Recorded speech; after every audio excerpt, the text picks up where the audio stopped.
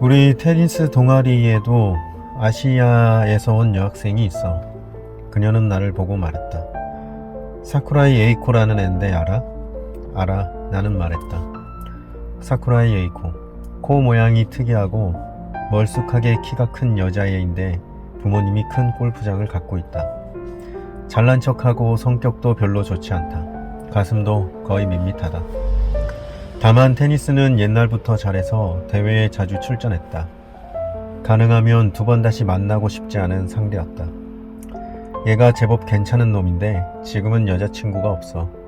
기타루가 구리야 에리카에게 말했다. 내 얘기다. 얼굴은 그냥저냥 봐줄 만한 정도지만 매너도 좋고 나하곤 달리 생각이 반듯해.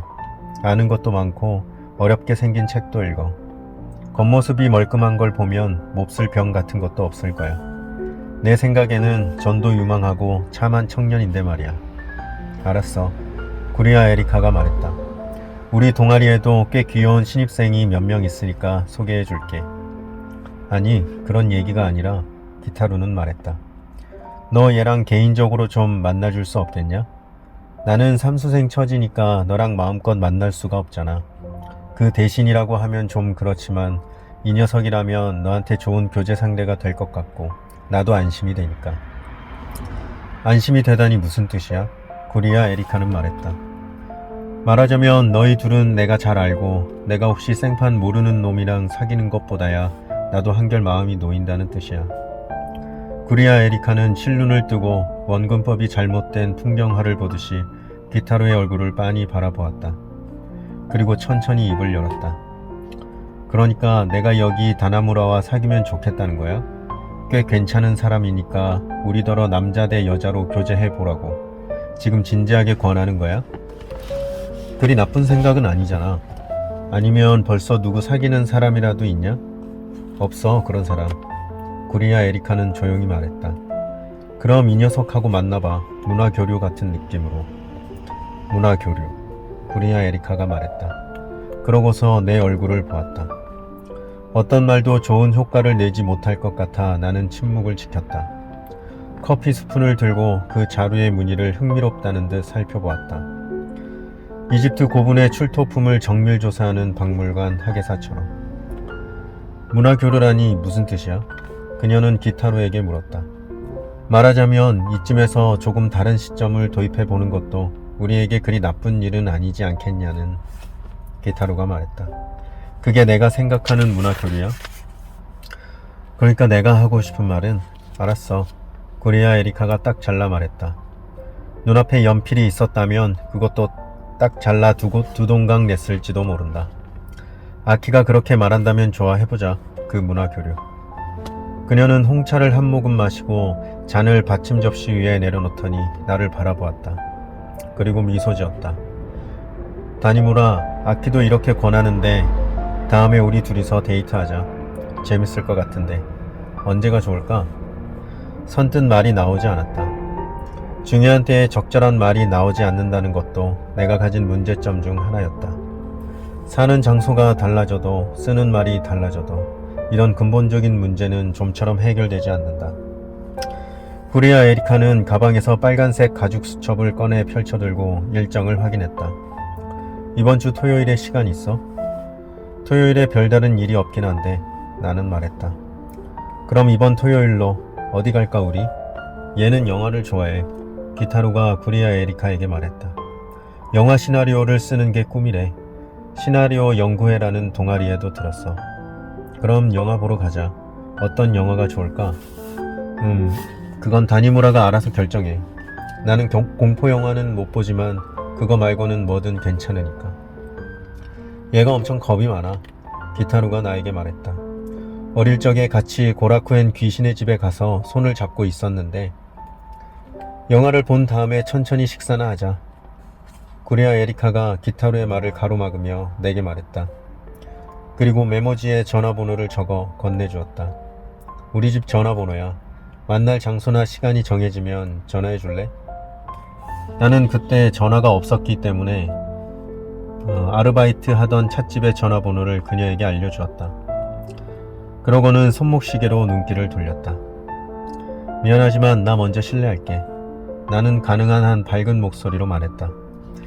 내일까지 마무리해야 할 리포트가 있어서. 그딴 게 뭐가 중요해. 기타루는 말했다. 모처럼 이렇게 한자리에 모였는데 찬찬히 얘기 좀 하다 가야 할 거 아냐. 이 근처에 제법 괜찮은 메밀국수집도 있고. 구리아 에리카는 딱히 의견을 말하지 않았다. 나는 내가 마신 커피값을 테이블에 올려놓고 자리에서 일어났다. 좀 중요한 리포트라서 미안해 라고 말했다. 사실은 아무래도 상관없었지만. 내일이나 모레쯤 전화할게. 나는 구리아 에리카에게 말했다. 기다릴게. 그녀는 그렇게 말하고 무척이나 다정한 미소를 지었다. 내 느낌에 그건 진짜라기에는 좀 지나치게 다정한 미소였다.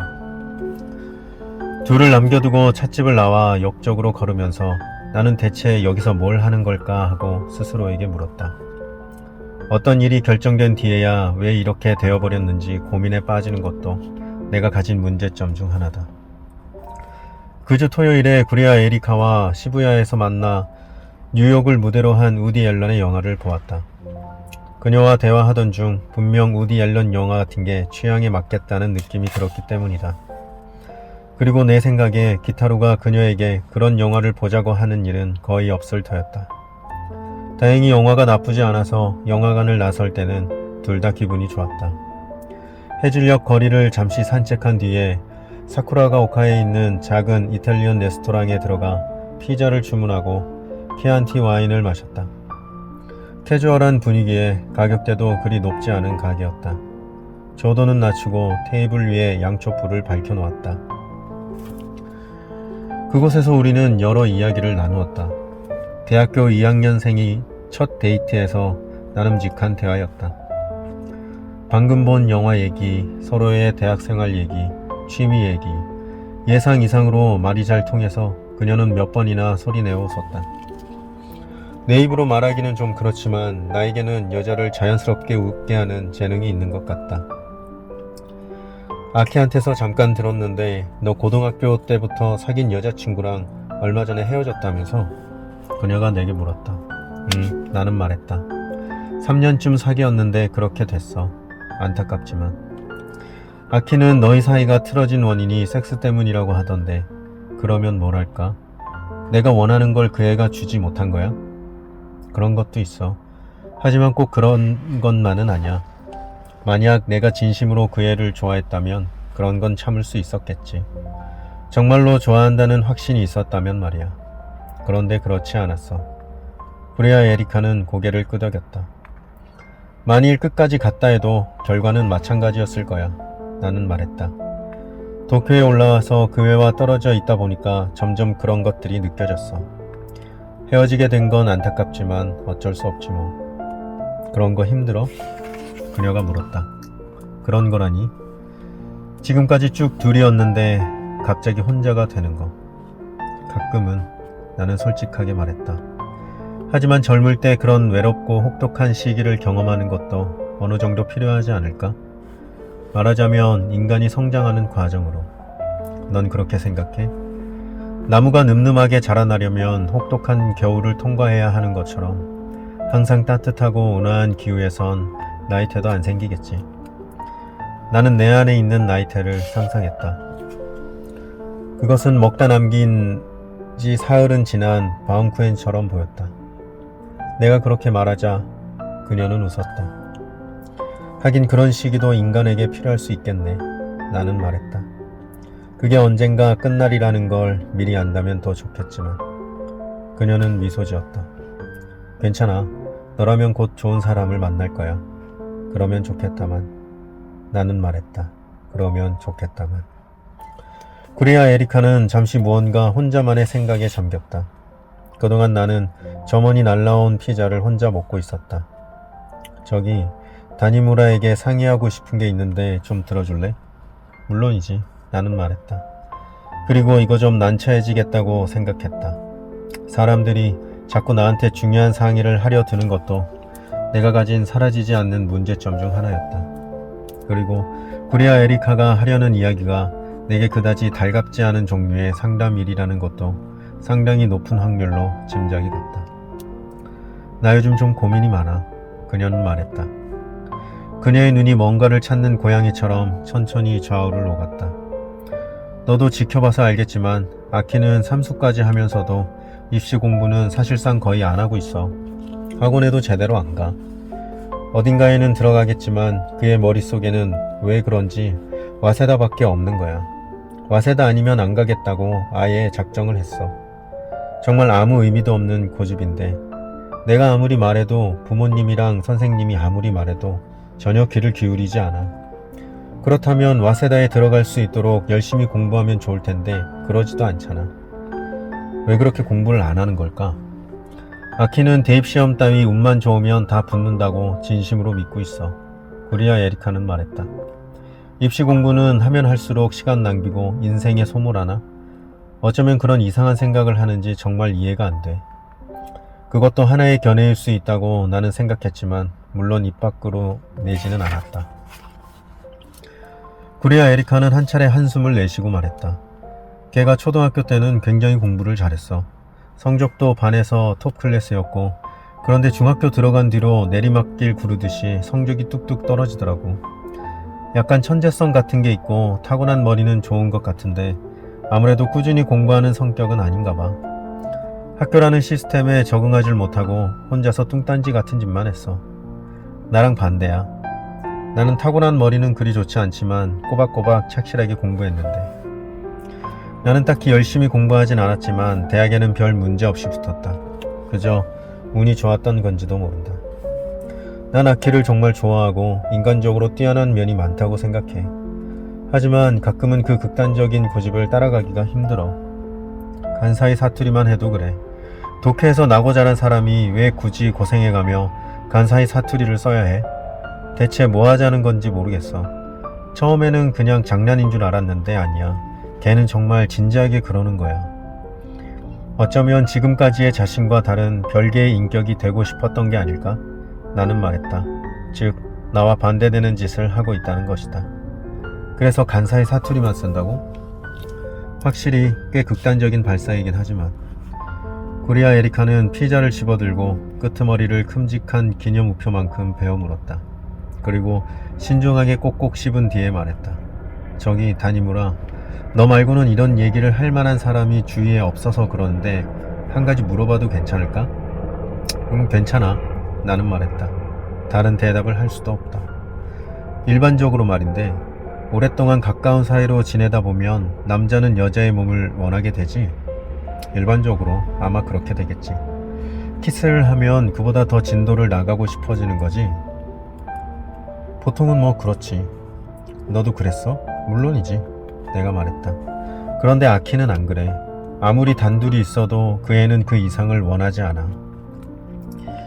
어떻게 대답해야 할지 말을 고르는데 조금 시간이 걸렸다. 이윽고 나는 입을 열었다. 그런 문제는 어디까지나 개인적인 거고 그 방식도 사람에 따라 많이 다르지 않을까? 기타루는 물론 너를 좋아하지만 지금까지 너를 너무 가깝고 자연스러운 존재로 느껴왔으니까 그런 일반적인 방향으로 선뜻 못 나가는 것일 수도 있어. 정말로 그렇게 생각해? 나는 고개를 저었다. 내가 단정할 순 없지.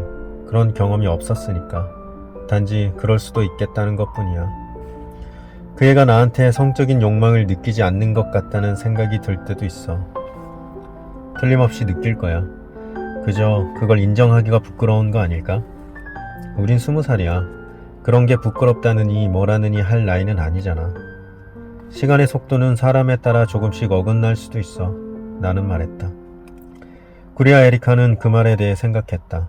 그녀는 어떤 생각을 할 때면 그게 무엇이든 정면으로 부딪혀 진지하게 생각하는 것 같았다. 기타루는 아마 뭔가를 진지하게 찾고 있는 걸 거야. 나는 말을 이었다. 여느 사람과 다른 자신만의 방식으로. 그 자신만의 시간 속에서 매우 순수하고 정직하게. 하지만 자기가 뭘 찾고 있는지 스스로도 아직 파악하지 못한 거겠지. 그래서 여러 가지 것들을 주위에 맞춰 앞으로 척척 끌고 나갈 수가 없어. 무엇을 찾고 있는지 스스로도 잘 알지 못하면서 그 무엇을 찾아다닌다는 건 몹시 어려운 작업일 테니까. 그리야 에리카는 고개를 들고 잠시 아무 말 없이 내 눈을 똑바로 바라보았다. 그녀의 검은 눈동자에 양초의 불꽃이 선명하고 아름다운 작은 점으로 비쳤다. 나는 시선을 돌릴 수밖에 없었다. 물론 그에 대해서는 나보다 내가 훨씬 잘 알겠지만 나는 변명하듯이 말했다. 그녀는 다시 한번 한숨을 쉬었다. 그리고 말했다. 사실은 나 아키 말고 따로 사귀는 사람이 있어. 같은 테니스 동아리 한 학년 선배야. 이번에는 내가 입을 다물 차례였다. 나는 아키를 진심으로 좋아하고 그 애를 대할 때처럼 깊고 자연스러운 마음은 아마 다른 누구에게도 가질 수 없을 것 같아. 아키와 떨어져 있으면 꼭 가슴속 한 구석이 욱신거려. 충치처럼. 정말이야. 내 마음에는 그 애를 위해 따로 떼어둔 부분이 있어. 하지만 동시에 내 안에는 뭐랄까 좀 더 다른 무언가를 찾아보고 싶다는, 좀 더 많은 것들을 접해보고 싶다는 강한 바람도 있어. 호기심이랄까, 탐구심이랄까, 가능성이랄까. 그건 역시 매우 자연스러운 것이라서 억누르려 해도 채 억눌려지지가 않아. 화분이 채 감당하지 못하는 강한 식물처럼 나는 생각했다. 고민이라고 한 건 그거야. 구리야 에리카가 말했다. 그렇다면 그런 마음을 기타로에게 솔직하게 털어놓는 게 좋아. 나는 주의 깊게 단어를 골라가며 말했다. 다른 사람과 만난다는 걸 비밀로 했다가 기타로가 알기라도 하면 역시 상처받을 거고 여러모로 안 좋지 않을까? 하지만 그 애가 받아들일 수 있을까? 내가 다른 사람을 만난다는 걸. 내 마음은 기타로도 이해할 것 같은데. 나는 말했다. 그렇게 생각해? 응, 그럴 거야. 나는 말했다. 그녀의 그런 감정의 동요를 혹은 고민을 기타로는 아마 이해할 것이다. 그 역시 똑같은 것을 느끼고 있으니까. 그런 의미에서 그들은 분명 공감하는 커플이었다. 그러나 그녀의 구체적인 행동을 기타로가 평정심을 갖고 받아들일 수 있을지 나로서는 약간 자신이 없었다. 내가 보기에 기타로는 그렇게까지 강한 인간이 아니었다. 하지만 그는 그녀가 비밀을 가지는 것을, 거짓말을 하는 것을 훨씬 더 견디지 못할 터였다. 구리야 에리카는 에어컨 바람에 일렁일렁 흔들리는 양초 불꽃을 말없이 바라보았다. 그러고는 말했다. 나는 자주 똑같은 꿈을 꿔. 나와 아키가 배에 타고 있어. 기나긴 항해를 하는 커다란 배야. 우리는 단둘이 작은 선실에 있고 밤 늦은 시간이라 둥근 창 밖으로 보름달이 보여. 그런데 그 달은 투명하고 깨끗한 얼음으로 만들어졌어. 아래 절반은 바다에 잠겨 있고, 저건 달처럼 보이지만 실은 얼음으로 되어 있고 두께는 한 20cm쯤이야. 아키가 내게 알려줘. 그래서 아침이 와서 해가 뜨면 녹아버려. 이렇게 바라볼 수 있는 동안 잘 봐두는 게 좋아. 그런 꿈을 몇 번이나 되풀이해서 꿨어. 무척 아름다운 꿈이야. 언제나 똑같은 달, 두께는 언제나 20cm, 아래 절반은 바다에 잠겨 있어. 나는 아키에게 몸을 기대고 있고 달은 아름답게 빛나고 우리 단 둘이고 부드러운 파도 소리가 들려. 하지만 잠에서 깨면 항상 몹시 슬픈 기분이 들어. 얼음 달은 이미 어디에도 보이지 않고. 구리야 에리카는 잠시 침묵했다. 그러고는 말했다. 나와 아키 단둘이서 그런 항해를 계속할 수 있다면 얼마나 멋질까 생각해. 우리는 매일 밤 둘이서 나란히 둥근 창으로 얼음달을 보는 거야. 달은 아침이 오면 녹아버리지만 밤에는 다시 그곳에 모습을 드러내. 하지만 그렇지 않을지도 몰라. 어느 날 밤 달은 더 이상 나오지 않을지도 몰라. 달이 더 이상 나오지 않는 밤을 상상하면 너무 무서워. 내일 내가 어떤 꿈을 꿀지 생각하면 몸이 소리를 내며 오그라들 것처럼 무서워.